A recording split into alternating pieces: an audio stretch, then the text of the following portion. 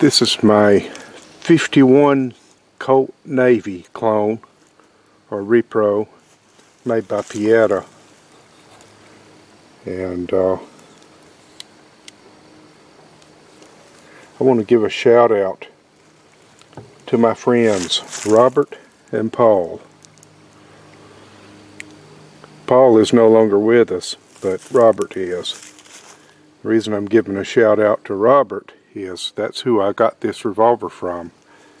It was about 20 years ago, I think, and I don't remember where we were. We might have been coming home from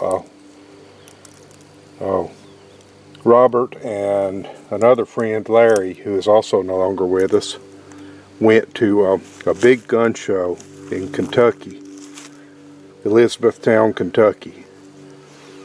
And I think Robert might have given me this revolver when we were on our way back, or, you know, we were back in town and splitting up to our separate vehicles and stuff.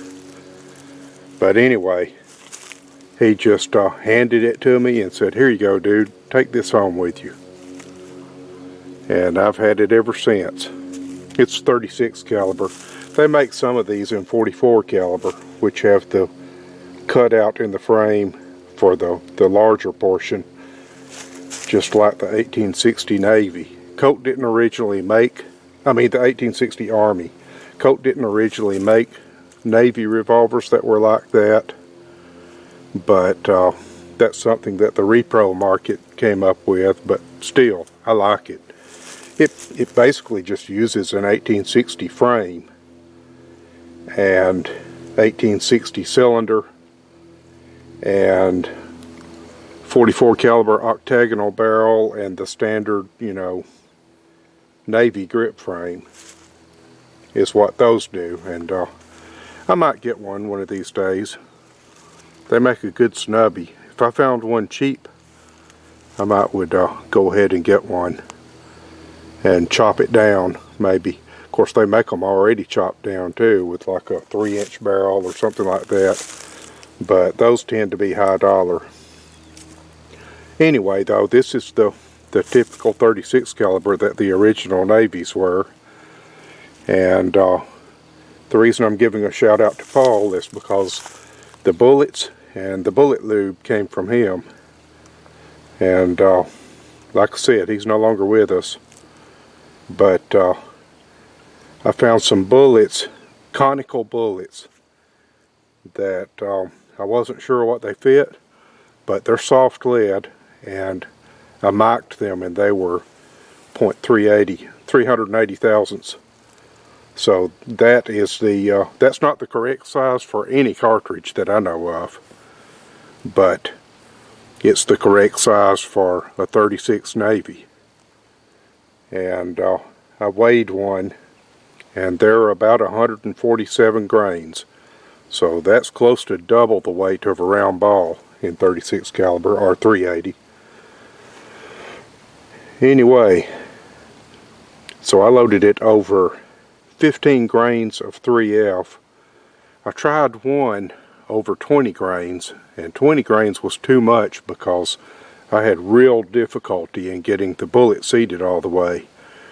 And in fact, it ended up being a full wide cutter by the time I got it seated. And this hole in this 3/4 inch plywood is from that one. And it went all the way through. But anyway, 15 grains should work pretty well. We're going to find out. And I smeared some bullet lube on the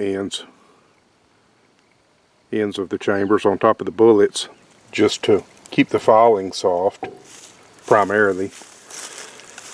Just like I always used Crisco for that, or a mixture of Crisco and beeswax. But Paul had some of this stuff in his stash, had quite a bit of it in fact, and I don't know what it is. I've used it as a patch lube before.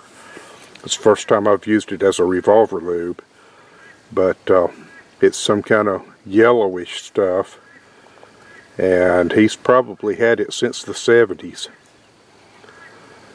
So anyway, it should work fine for this. And I'm going to shoot it at close range because even with the round ball, these tend to shoot high. And they're what you would call a belt buckle gun. So you point at the belt buckle, you know, in war or whatever. And so we're going to go with an extreme 6 o'clock hold on the target and at close range, and basically aim at the bottom of the box and see how it goes. So this is the bullet that I'm using.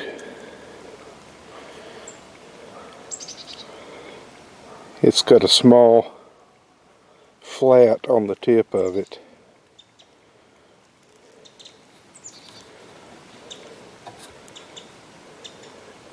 It's pretty long.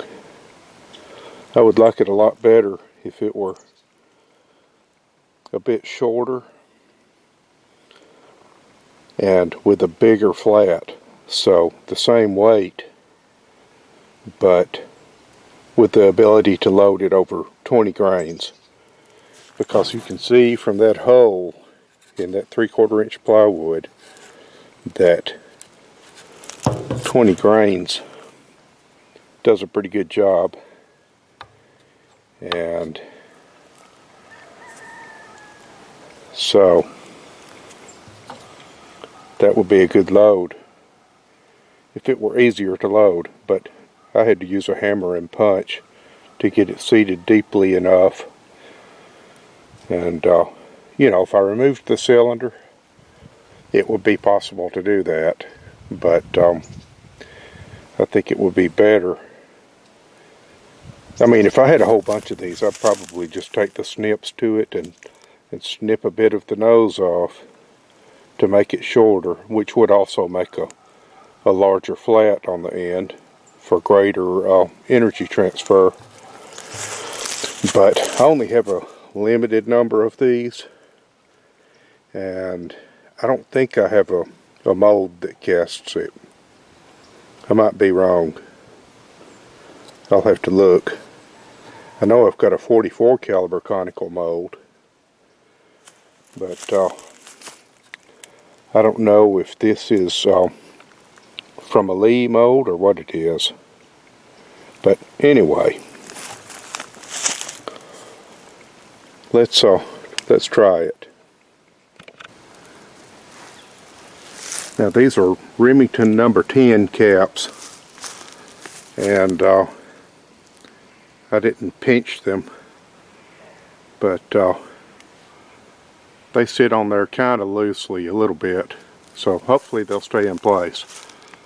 I brought some spares in case they don't.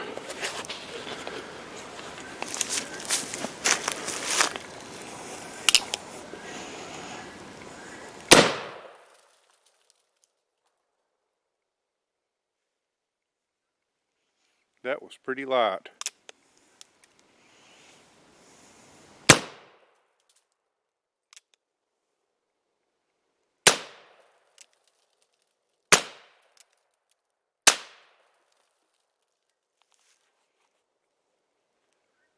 I don't think I hit the box a single time.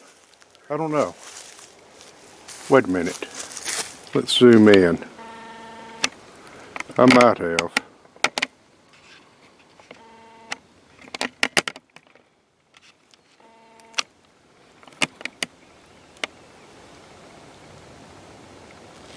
I don't know. That looks like maybe some holes.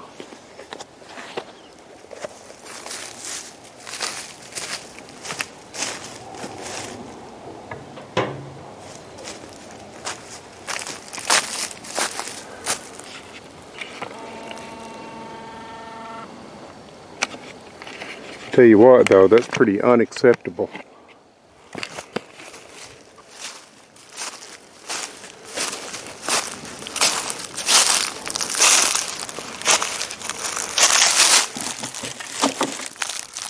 Yeah, I shot 5 times.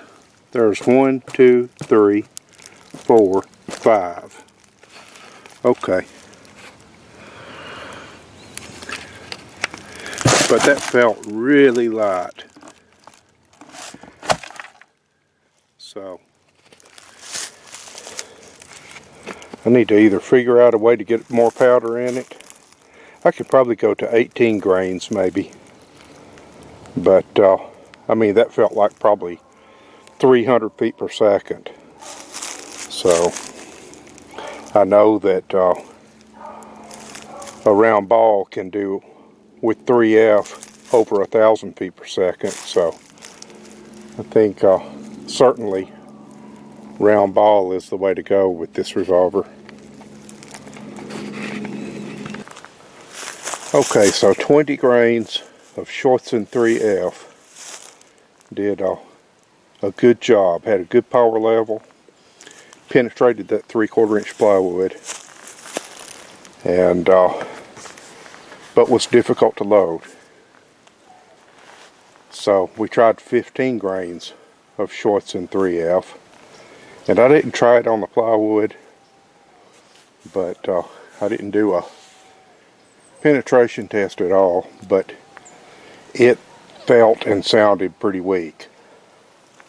So I decided to split it down the middle and go with about 18 grains. And 18 grains, the bullets seated quite well, no problem.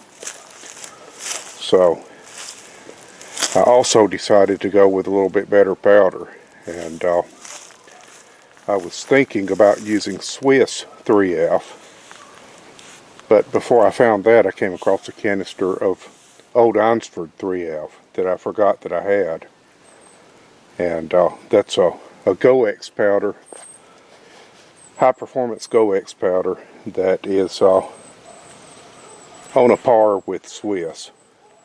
Some people even say better, but anyway, I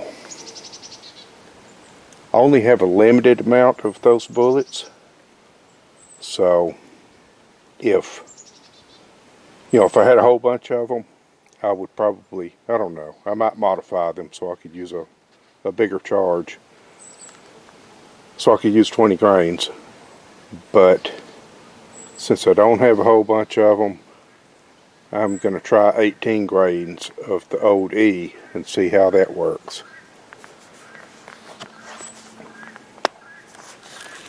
Of course, if this works well, then I might would continue. I might would just buy another can of Swiss 3F and use 18 grains of that. Make a measure that drops 18 grains, because I couldn't find one that did. So maybe one of those,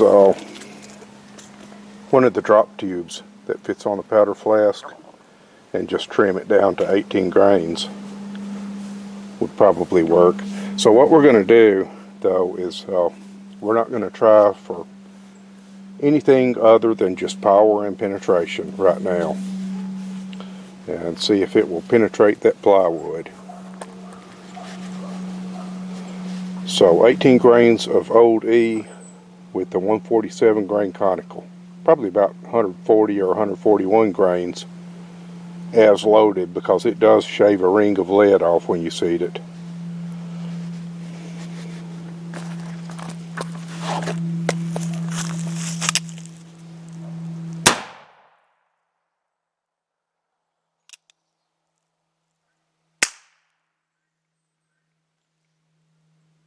Misfire.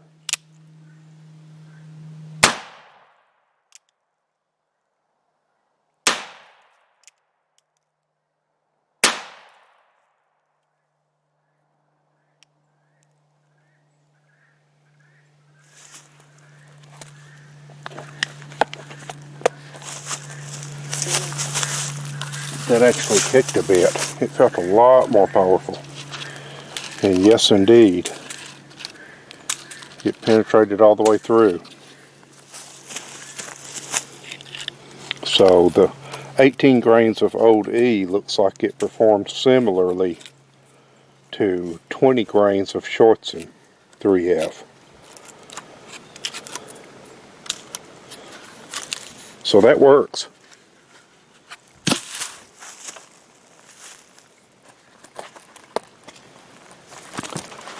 brought some spare caps.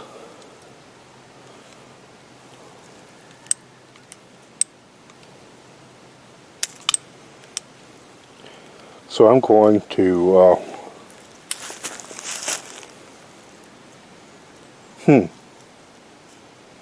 I don't know if it's going to work or not, because it's got, that nipple is plugged with green stuff from the cap, but we'll see. We'll sacrifice a cap to see if it'll work.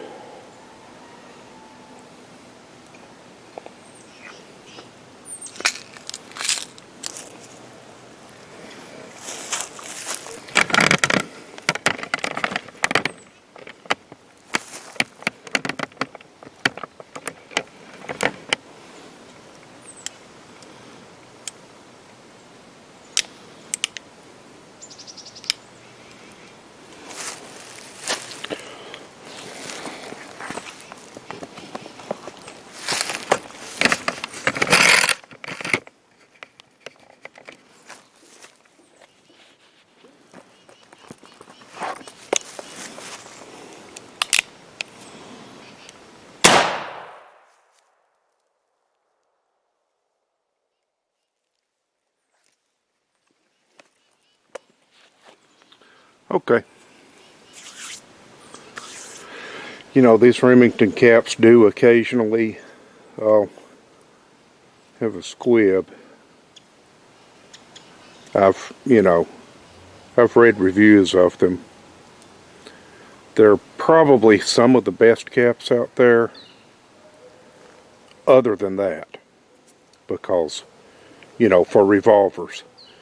In fact, my North American Arms cap and ball revolver, the owner's manual recommends only using what I'm using here. Remington number 10s. So, they're good caps for a revolver, but like I said, I've read some reviews that there's the occasional failure to fire or the occasional weak cap. So that might be what happened. I don't know. Anyway, for the most part, it does a good job, and that seems like a good load. So, thanks for joining me.